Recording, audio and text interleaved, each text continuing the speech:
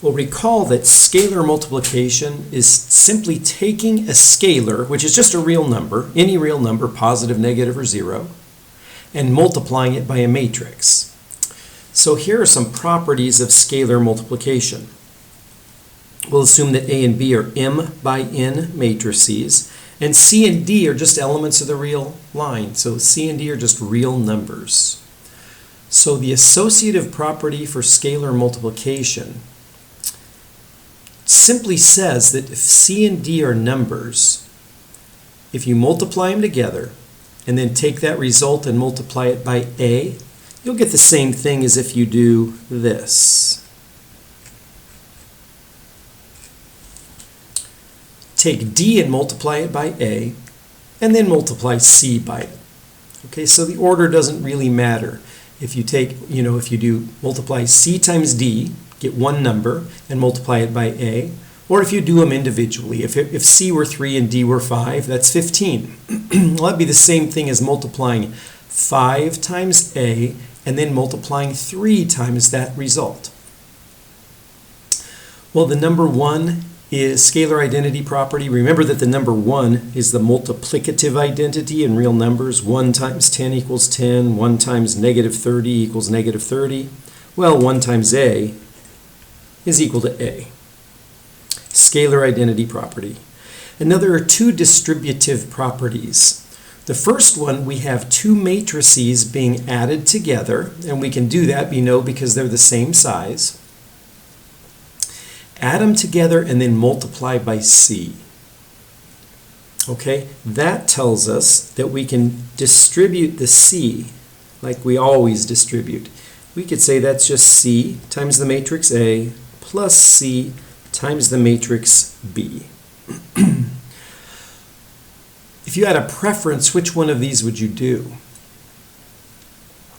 Well, if you think about it, and we'll probably do examples and you'll figure it out, this requires adding two matrices together and then simply doing one multiplication of C times all of the numbers. This, you have to multiply C times all the numbers in A. Here you have to multiply C by all of the numbers in B. You're doing twice as many multiplications in that regard, and then adding them together. This would be a more efficient way of doing it, but either one will work perfectly fine. And here we have C and D, two real numbers. You could add them together and then multiply by A, or you could take them individually and say C times A plus D times A. Kind of do a distributing this way. C times A plus D times A. And a more efficient way would be just to add the numbers up. If C and D were 2 and 3, just multiply, they add together to 5, just multiply 5 times A rather than multiplying 2 times A and separately multiplying 3 times A and then adding them together. Okay, so let's solve a matrix equation. If A and B are these two 2x2 matrices, then solve this equation for x. This is the equation we're going to solve.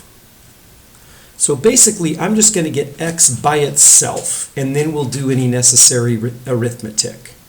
Okay, so we can subtract the matrix B from both sides of this. All right, so I could say 3x equals negative B plus A. Remember what negative B is? That just takes the negation of all of the numbers inside of B. And now we have a scalar multiplication here. 3 is a scalar. What is the multiplicative identity of 3? Well, it'd be the reciprocal of 3, 1 over 3. So if I want to get rid of that 3, I could say divided by 3, but I'd prefer not to say matrices divided by 3. I'm going to make it look like, I'll have to put parentheses around it. There, I multiplied both sides by 1/3, and that gives me x equaling, x is a matrix, 1/3 times 3 makes that go away, it's a 1. And I'll put 1/3 in the front, Okay, well, we're not done because we were given what B and A are. So let's notice, I'm going to start way over here, that negative B plus A is equal to, well, what's negative B? Let's write this matrix and change all of the signs. So it's going to be, negative B would be 1, negative 6, 4, negative 2. Plus, and then I'll just write down A as it is, 5, 1, 0, negative 2. Okay, let's add those two together, and we would get a 6. 1 and 5 is 6. Negative 6 and 1 is negative 5. 4 and 0 is 4. Negative 2 and negative 2, negative 4. Okay, this matrix is what's in parentheses right there. So that means that X is equal to, and I'm purposely going to put the 1/3 there before I multiply it through. This is actually a reasonable way to leave the matrix X, leaving it as a scalar multiplied by a matrix. It's preferable only because if you multiply 1/3 through here, you're going to get some fractions. You're going to get several fractions. The 6/3 would reduce, but the rest of them would be fractions. It sometimes is just nicer looking, and it's no problem for me, for you to leave it in that form. Maybe I'll make a note of, if we did multiply it through, we would get a 2, negative 5/3, 4/3, negative 4/3, which is a perfectly good answer, but I will accept this as well because it looks much nicer than this. Okay, let's do one more. Solve for y. Well, if we added a to both sides, we would get, I'll just put an arrow there, we will get 2y equals, I'll put it in the order a plus b, doesn't matter, a plus b, b plus a, and that means that y is equal to 1/2 times a plus b. All right, this is a scalar being multiplied by y. I want to get rid of the scalar too, so I multiply by 1/2. I have to multiply both sides by 1/2, and we get this. So let's see if we can do a little bit of this in our heads rather than writing every little baby step out. Y is equal to 1/2. Let's come up with a plus b. A plus b. 5 and negative 1 would be a 4. 1 and 6 would give us 7. In the bottom row, second row, 0 and negative 4 is negative 4. Negative 2 and 2 is 0. So negative 4, 0. And once again, this is a perfectly fine way to leave the result. I'll just, as I did last time, I'll make a note that this would be a 2, 7/2, negative 2, 0. All I did is multiplied all four of these numbers by 1/2, and this is what you get. Either one of these is perfectly fine for a final answer. Okay, we've got one more thing that's just in this video, and it's just going to get us into the first step of matrix multiplication. Matrix multiplication is not what you would expect it to be. So if you haven't seen it before, this is going to seem like it's a little bit, it's going to be quite a bit more work than adding and subtracting. So the first thing we're going to do is multiply these two matrices, just by an example. What's the dimension or size of this one, or order? It's one row, and it's 3 columns, right? 1, 2, 3. And how about this one?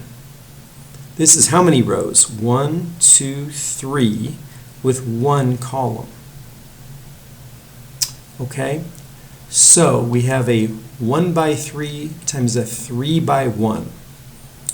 And the result can also be called the dot product, if you know what that is this. Take the first element from both, 1 times 2. Take the second element from both, 11 times 3, and we're adding them. The third element times the third element, 20 times 4, and let's simplify that. 2 plus 33 plus 80. So that looks like 30, 110, 113, 14, 15, 115, I think. Is that right?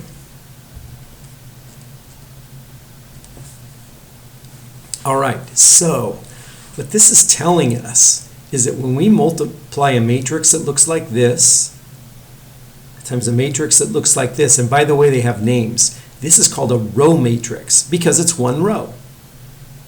This is called a column matrix because it's one single column. So technically, if you wanted to, I'm not even going to, if you wrote the answer like this, that's perfectly fine. This is a 1 by 1 matrix, but when you have a 1 by 1 matrix, we basically just treat it like a number, so you could either write it like this, but more preferably, we'll write it like this. All right, so the next one gives us some flexibility. Write a 1 by 2 and a 2 by 1 matrix and multiply them. So 1 by 2 would look like this, and a 2 by 1 is going to look like that. So maybe I'll just do 5, 10, -3, and 7. Okay, so we have a row matrix times a column matrix, and what would that be? It'd be 5 times -3 plus 10 times 7. And that gives us -15 and 70. 70 minus 15, 55. Okay, so this is kind of just a warm-up to full-on matrix multiplication, but we did learn how to multiply a row matrix times a column matrix, and notice what we got in both cases was a simple number. What do you think I would get if I gave a row matrix that had 20 numbers in it, 20 elements in a row, and then times 20 elements in a column? Again, we would get one single number. And we'll pick that up in the next video.